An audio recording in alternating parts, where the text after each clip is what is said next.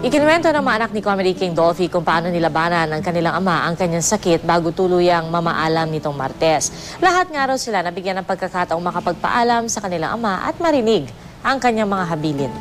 Balita natin ni Chino Gaston. Hanggang sa kahuli-hulihang sandali ng kanyang buhay, pilit daw nilabanan ng Comedy King ang kanyang sakit. Kwento ng kanyang mga anak, 3 beses daw binigyan ng 24 oras na taning si Dolphy pero nalalampasan niya ito at muling lumalakas.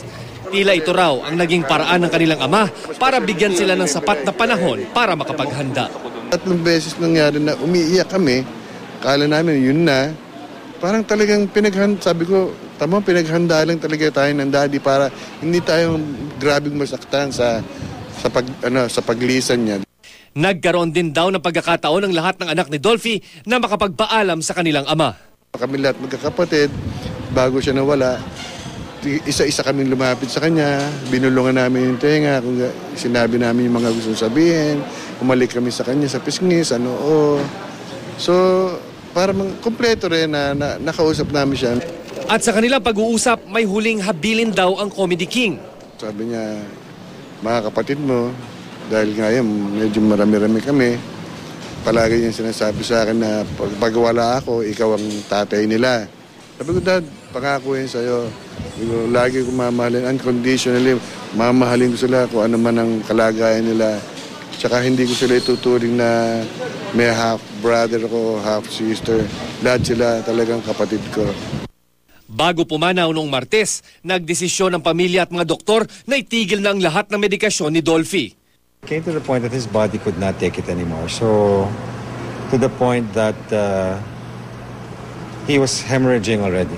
So the doctors decided to stop medication. Because he's a fighter, he's a survivor, but it's just that his body could not.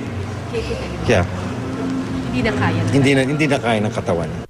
Mahirap man daw tanggapin ang kanyang paglisan, batid ni Eric na mas gugustuhin ng kanyang ama na maging panatag ang loob ng pamilya. He's gonna make heaven a happier place.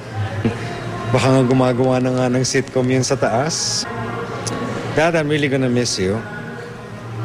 And I just wanna say I love you very much.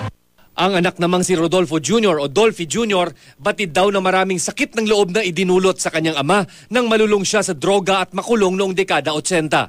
Ngunit ni minsan ay hindi raw niya naramdamang nabawasan ang pagmamahal sa kanya ng ama.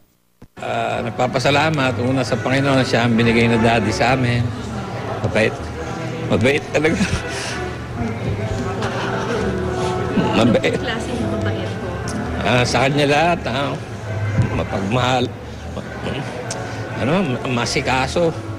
Tsaka maganda sa kanya yung iba-iba man ang mother namin. Iba siya magpalaki. Si Mang Dolphy rin daw ang naging inspirasyon ng pagbabalik loob niya sa Panginoon. Kaya ngayon ay isa na siyang pastor. Sa pinakahuling sandali ng ama, kapatawaran pa rin daw ang kanyang naging hiling.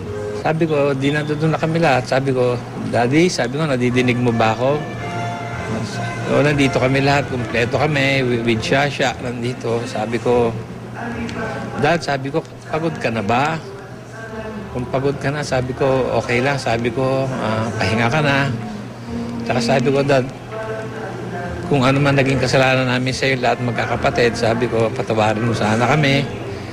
Kung ano man kahihiyang nadulot namin, sabi ko, patawarin mo kami, sabi ko sa kanya. Chino Gaston, GMA News.